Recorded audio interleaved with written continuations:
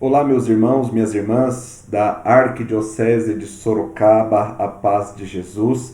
Que alegria poder me unir a vocês neste tempo formativo, dentro de toda essa proposta muito bela de estudo sobre a Carta aos Romanos que vocês estão fazendo.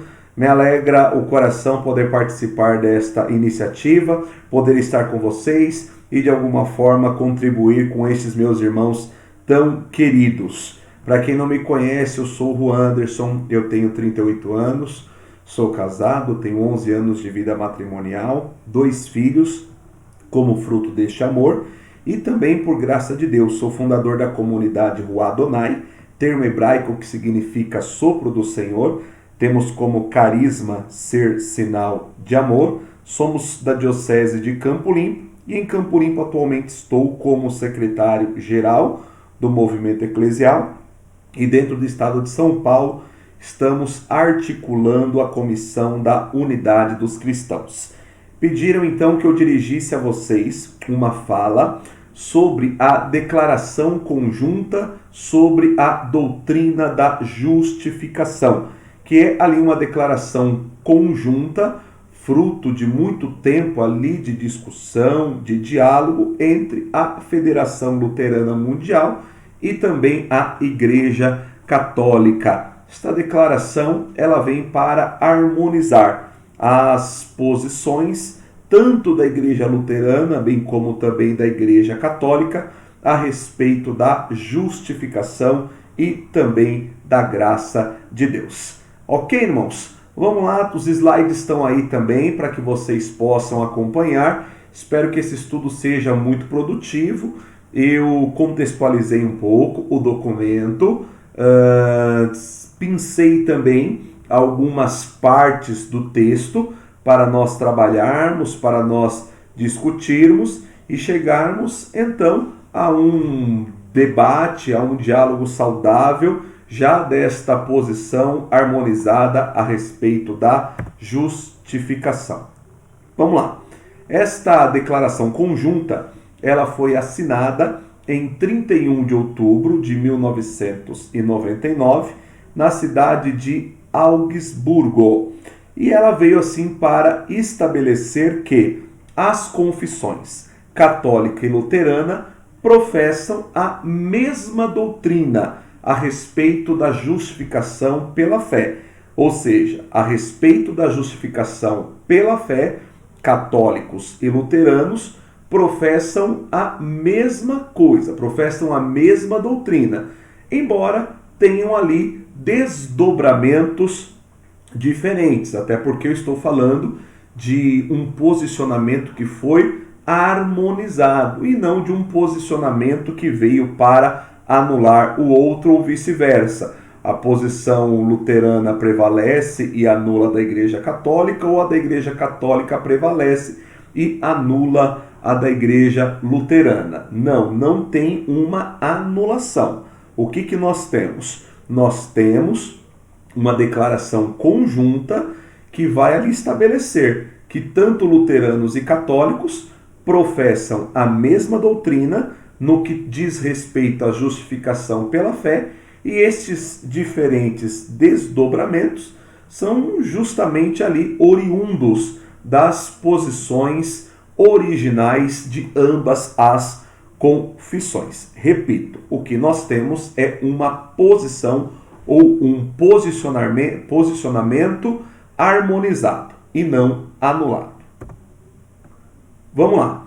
Qual que é a posição luterana? Eu vou aqui trazer uma citação também da carta de São Paulo aos Romanos, capítulo 1, versículo 17, na qual Paulo ele vai dizer assim: porque nele a justiça de Deus se revela da fé para a fé, conforme está escrito, o justo viverá da fé.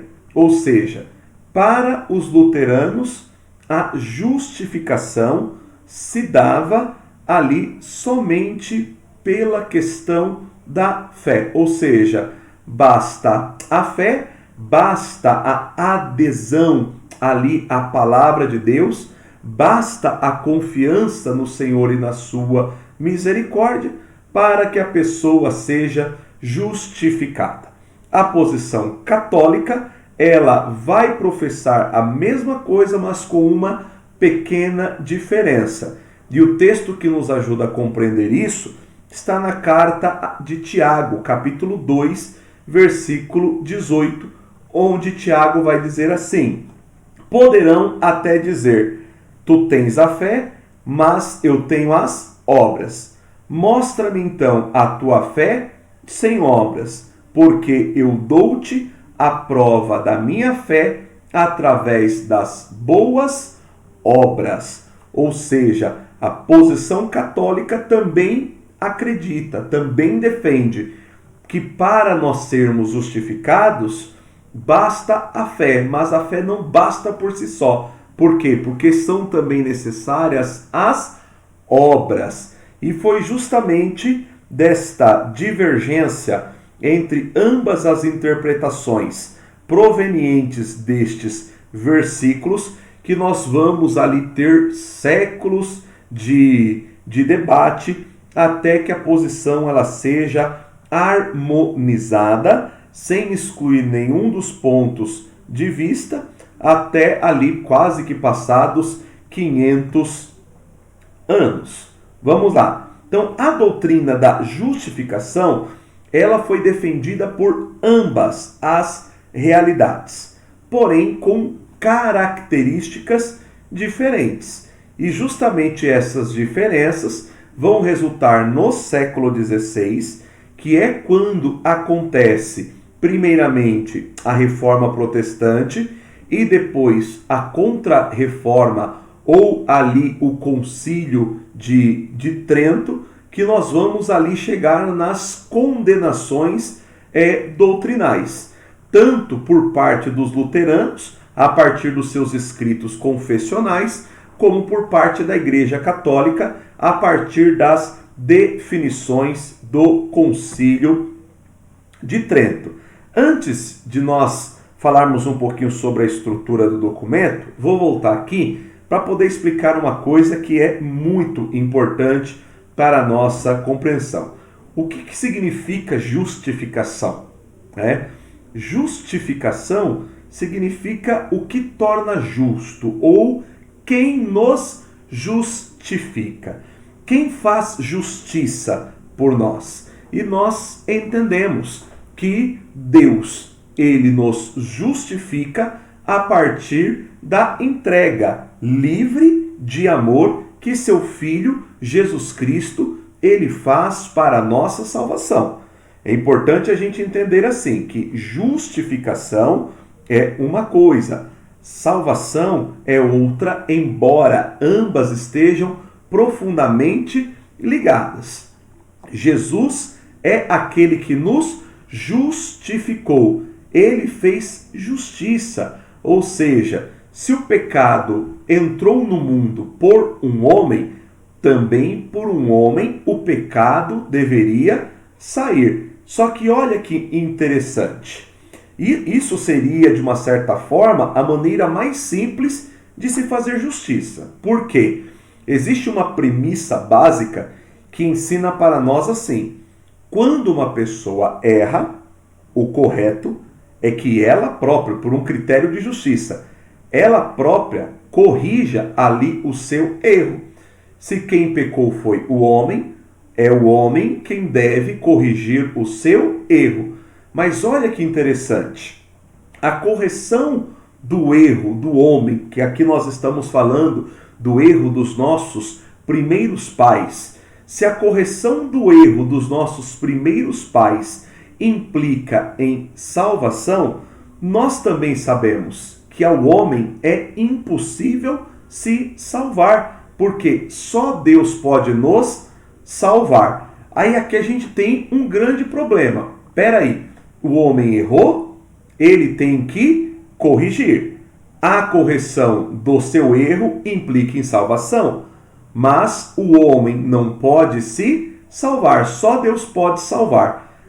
Aí, irmãos, nós vemos até onde vai esta belíssima pedagogia salvífica e amorosa de Deus.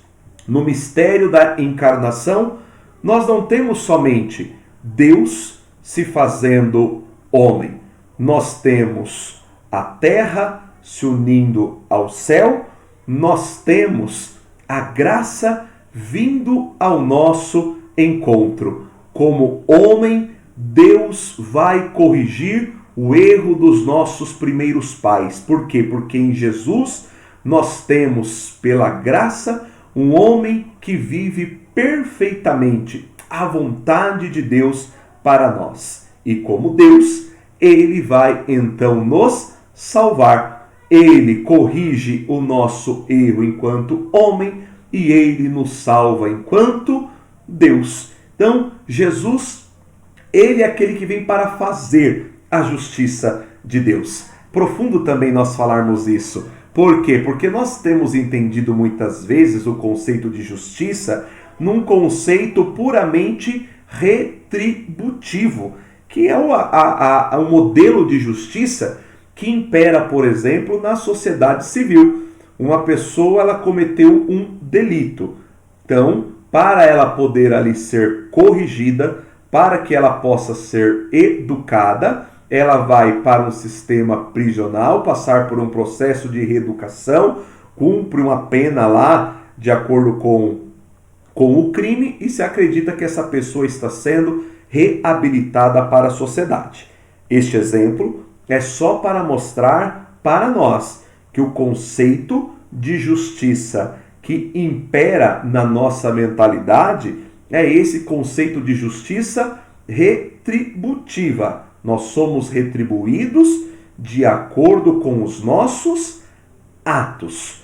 Porém, também é importante nós termos em mente que o critério de justiça de Deus, ele é diferente do critério de justiça humano. O critério de justiça divino é justamente o amor. E ainda bem que o critério de justiça de Deus é o amor, porque se Deus agisse conosco de maneira retributiva, nos retribuindo de acordo com os nossos erros, com os nossos atos, talvez não haveria salvação para nós, exagerando aqui um pouquinho. Isso não quer dizer que todos já estão ali com o céu garantido, porque também nós cremos que nós começamos a construção do céu aqui e ele se conclui na eternidade.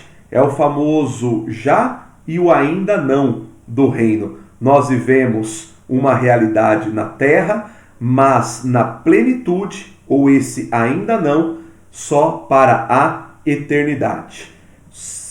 O Senhor nos justifica, porque ele faz justiça se entregando por amor a cada um de nós.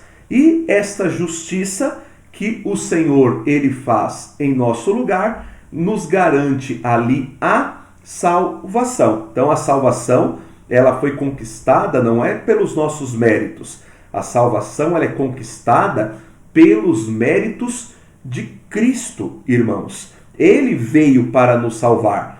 Toda a vida de Jesus, todos os seus atos, todas as suas palavras são atos salvíficos. Ele vem para poder ali redimir o gênero humano na sua totalidade, corpo, alma, espírito, também na nossa dimensão social.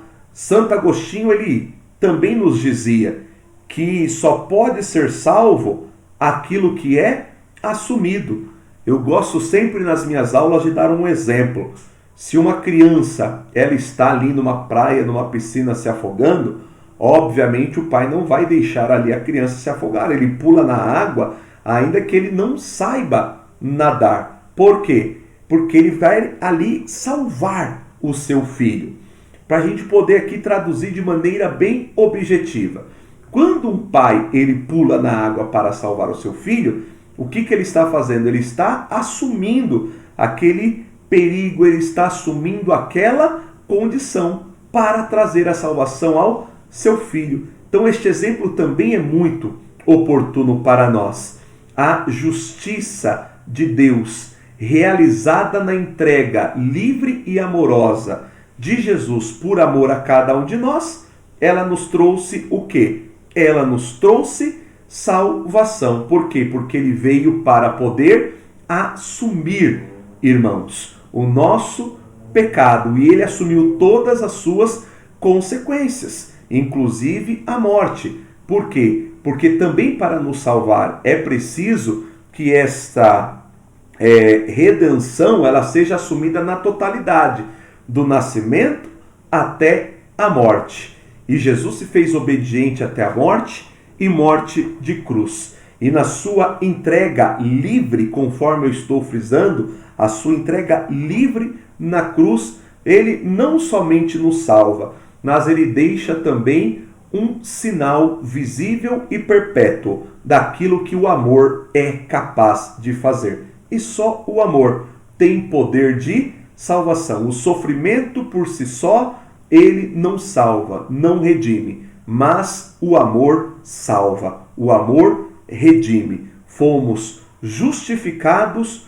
por Jesus, e esta justificação trouxe salvação para nós. Perfeito, gente? Espero que vocês tenham entendido. É importante a gente alinhar isso, porque aí fica mais fácil a compreensão de todo o documento, que nós vamos aqui, obviamente, de maneira bem resumida e sintética, estudar na sequência. Vamos lá. O documento, tá? A declaração conjunta, tem 5 partes. Primeiro, traz ali para nós a primeira parte, a mensagem bíblica da justificação. A segunda parte, a doutrina da justificação como problema ecumênico, porque de fato a não harmonia, né, nesta questão da justificação aumentava e ampliava ainda mais a nossa distância em relação aos nossos irmãos luteranos.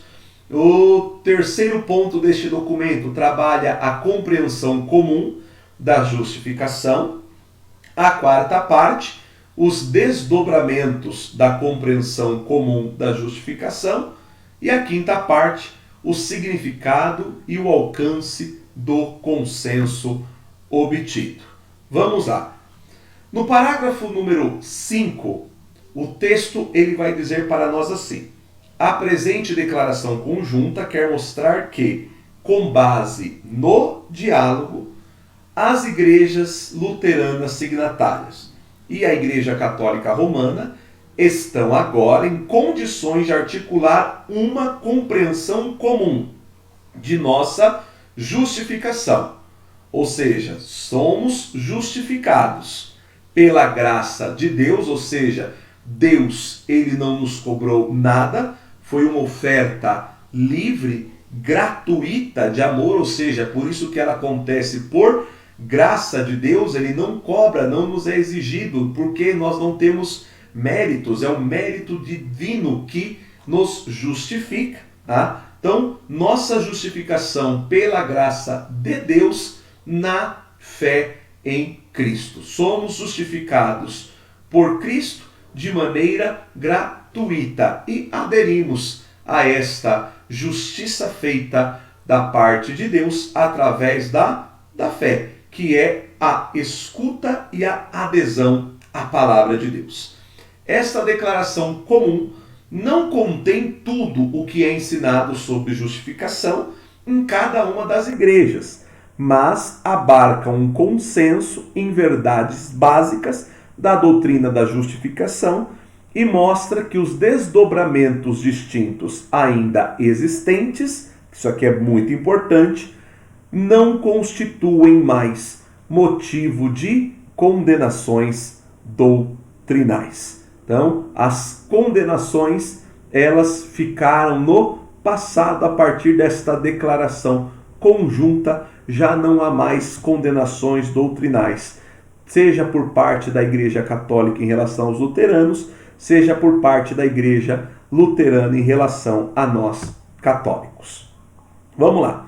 Em relação à mensagem bíblica da justificação, aqui eu não vou aprofundar muito, eu trouxe alguns elementos para poder iluminar e nortear um pouco mais tanto a nossa reflexão, bem como a compreensão também do documento. Então, no Antigo Testamento, o documento ele reconhece a pecaminosidade humana, a nossa desobediência, reconhece também a questão da justiça e do juízo de Deus. Isso dentro do Antigo Testamento.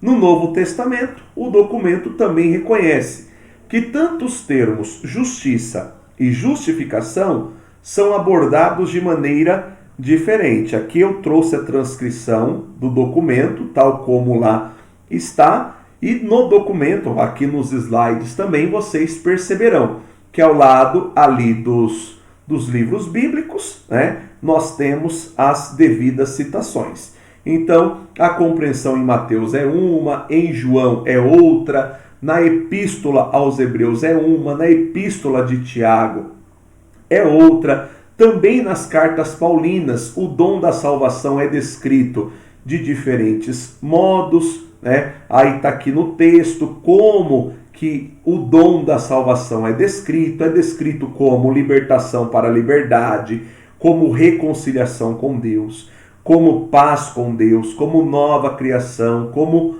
vida para Deus em Cristo Jesus, como santificação em Cristo Jesus, e salienta-se entre esses conceitos a descrição como justificação do pecador pela graça de Deus na fé, que foi destacada ali de maneira especial no tempo da Reforma, que a gente se volta então lá para aqueles primeiros slides.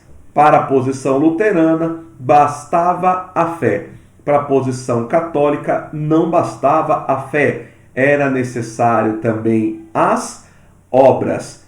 E hoje já se entende que nós somos justificados ali de maneira gratuita pela graça de Deus, na fé, e a vida justificada, ela também gera obras de salvação a nós. Vamos lá. Na sequência, o parágrafo 10 vai trabalhar ali uma descrição. Paulo descreve o Evangelho como o poder de Deus para a salvação do ser humano caído sob o poder do pecado, mensagem que proclama a justiça de Deus, de fé em fé, ele que anuncia Cristo como nossa justiça. Na morte e na ressurreição de Cristo estão enraizadas todas as dimensões de sua obra redentora, que são alguns elementos que eu já trabalhei com vocês, e talvez isso aqui o mais importante: todos os seres humanos necessitam da justiça de Deus. Alguém tem que fazer justiça por nós, por causa do nosso pecado. Por quê? Porque todos pecaram e carecem da glória de Deus. Então nós reconhecemos que, de maneira gratuita, Deus em Jesus Cristo, ele vai realizar essa justiça, ou consequentemente a nossa justificação. Tá bom? Aí aqui também a visão da carta aos Gálatas, da carta aos Romanos, a respeito ali da fé e da justiça. Tá bom? Vou avançar mais um pouquinho. Aí aqui também algumas questões que são importantes para nós. O que é justificação? Justificação é poder ali do perdão dos pecados, é o poder de perdoar os pecados, que só Deus pode fazer. Justificação é perdão dos pecados, é libertação do poder dominante do pecado e da morte. Significa também acolhida na comunhão com Deus, já agora, mas de forma plena no reino vindouro de Deus. Tudo isso aqui eu já acabei entrando com vocês, tá bom? Então, para não ser redundante, o vídeo também tem que ter um tempo limite. Então, aquilo que eu já destaquei, a gente avança tranquilamente. Justificação é também a união com Cristo, ela nos une com Cristo, sua morte e ressurreição, que acontece ali no recebimento do Espírito Santo no batismo. E tudo isso provém somente de Deus, por amor de Cristo, pela graça, pela fé no Evangelho de Deus. Este versículo aqui é muito importante para nós. Toda obra de justificação provém somente de Deus. Só Deus poderia fazer justiça em relação ao nosso pecado. E nos faz por amor de Cristo, porque é Ele que se entrega de maneira livre e gratuita, tá bom? E pela fé no Evangelho de Deus, com respeito a seu Filho, nós também experimentamos os efeitos desta justificação.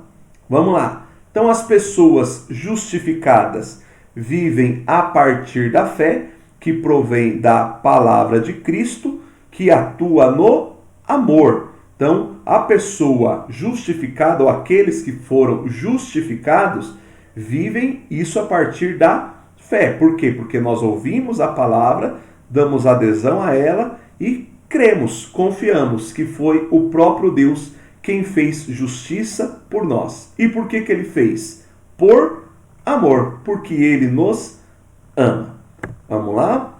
Vamos avançando. Aqui o parágrafo 15 vai dizer para nós: é nossa fé comum que, aqui são católicos e luteranos declarando, é nossa fé comum que a justificação é obra do Deus uno e trino. O Pai enviou seu Filho ao mundo para a salvação dos pecadores.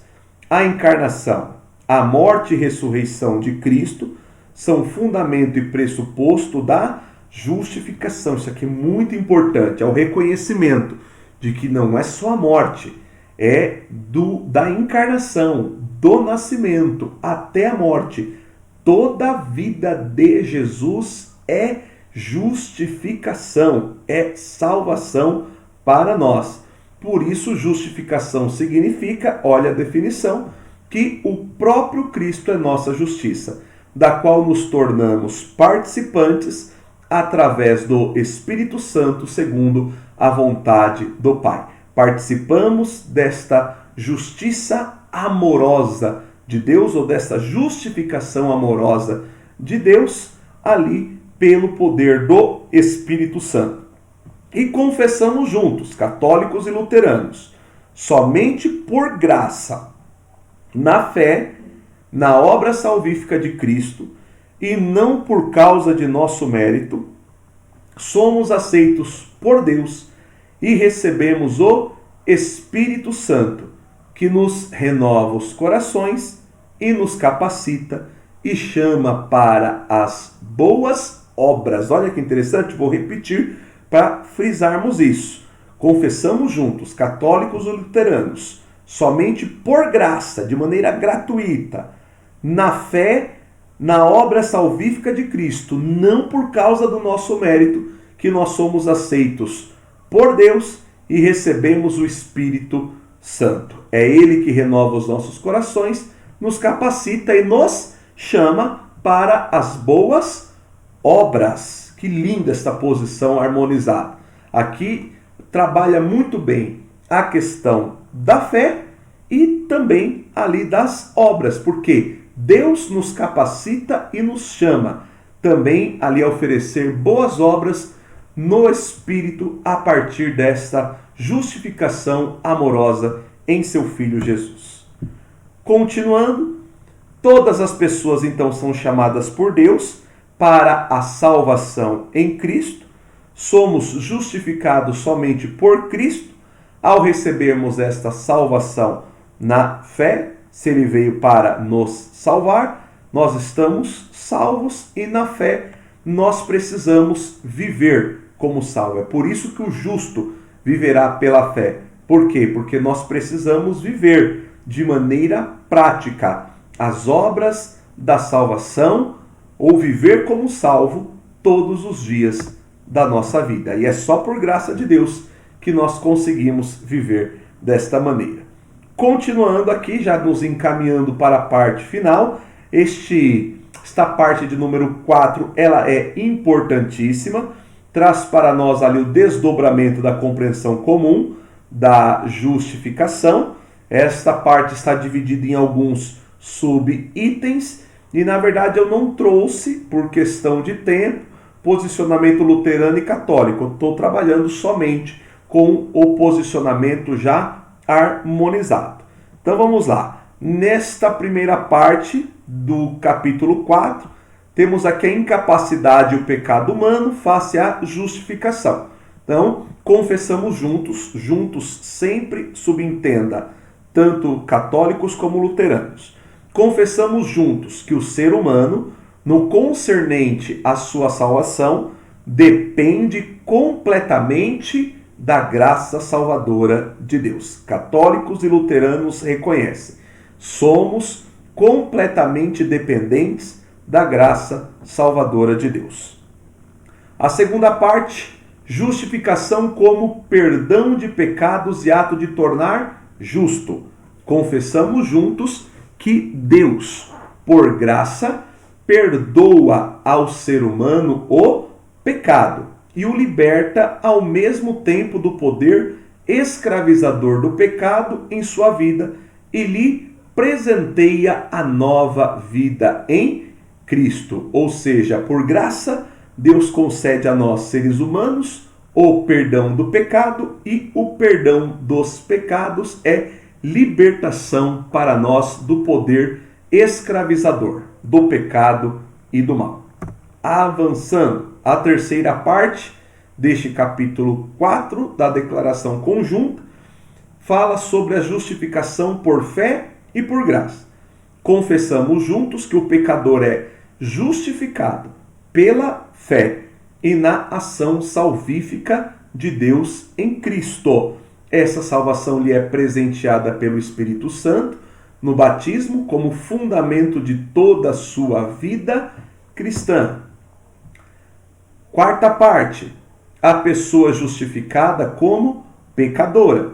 Confessamos juntos que no batismo o Espírito Santo une a pessoa com Cristo, a justiça e a justifica, e realmente a renova. Não obstante, a pessoa justificada durante toda a vida permanece incessantemente dependente da graça de Deus. Ou seja, fomos justificados. Sem a graça, não conseguimos viver a justificação e o seu efeito, que é a salvação. Portanto, reconciliados, perdoados, continuamos pecadores. Portanto, necessitamos ainda do auxílio da graça de Deus. Quinta parte, lei e evangelho. Confessamos juntos que o ser humano é justificado na fé e no evangelho, independentemente das obras da lei. Cristo cumpriu a lei e, por sua morte e ressurreição, a superou como caminho para a salvação. Isso que é muito importante e delicado. Se nós ali condicionamos a observância ou a prática irrestrita à lei, nós estamos falando de uma atitude nossa, do nosso fazer algo para alcançarmos a justificação e vivermos como salvos. Não somos nós quem fazemos algo. Quem já tinha que fazer foi feito. Quem já tinha que fazer, fez. Quem já tinha que fazer foi Deus.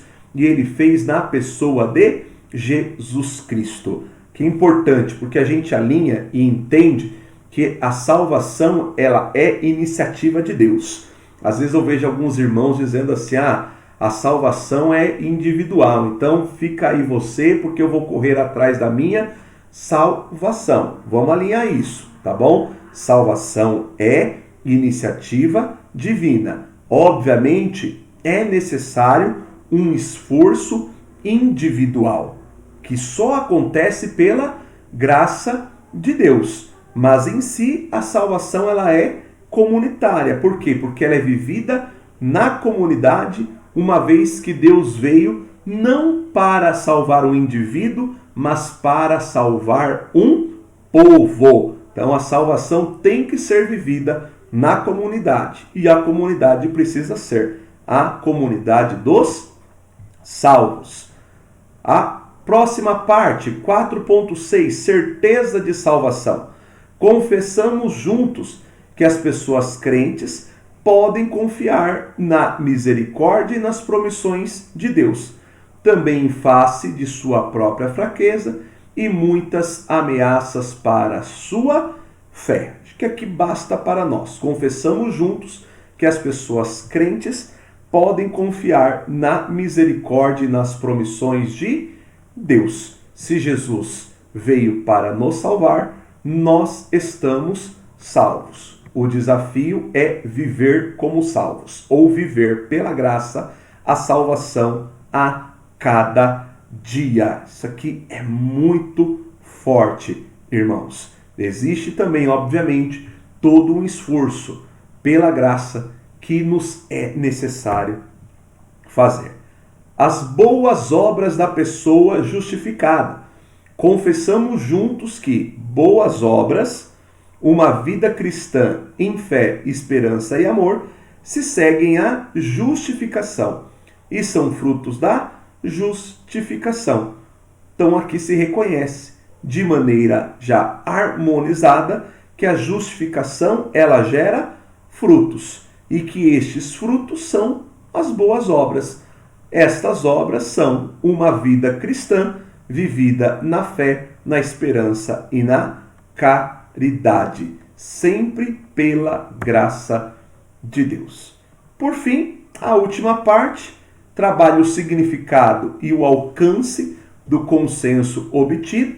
Então, a compreensão da doutrina da justificação, exposta nesta declaração comum, mostra que, entre luteranos e católicos, existe um consenso em verdades básicas da doutrina da justificação.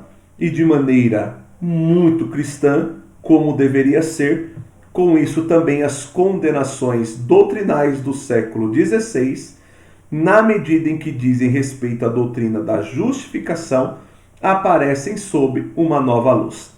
A doutrina das igrejas luteranas, apresentada nesta declaração, não é atingida pelas condenações do Concílio de Trento. As condenações contidas nos escritos confessionais luteranos não atinge a doutrina da Igreja Católica Romana exposta nesta declaração. E assim nós entendemos que Cristo, o justo, ele vai fazer ali justiça em nosso favor. E esta justificação que nós assumimos, que nós vivemos pela fé e pela graça, também geram ali boas obras, com auxílio do Espírito de Deus. Portanto, fé e obras está harmonizada. Nós somos justificados pela fé de maneira gratuita e geramos frutos, geramos boas obras a partir desta justificação vivida também pela fé. Amém, irmãos? Espero que tenha ficado bem claro, bem objetivo para vocês. Queria encerrar com os irmãos fazendo uma oração, pedindo ao Espírito Santo que Ele, que é aquele que nos convence a respeito de todo o pecado, que Ele possa nos dar, por graça, justamente esta graça de, pela fé, pela escuta e pela adesão da palavra de Deus, de crer que realmente Jesus veio para nos justificar, que estamos justificados de maneira gratuita, por graça, que pela fé nós possamos abraçar esta certeza, vivendo ali uma vida no Espírito, gerando assim frutos que se tornam boas obras da salvação experimentada ali a partir de uma experiência de amor com a pessoa de Jesus. Amém. Minha gratidão a todos os irmãos e irmãs por poderem dar esta atenção neste tempo de formação e de estudo. Que Deus abençoe a vida de cada um de vocês. Fiquem na paz.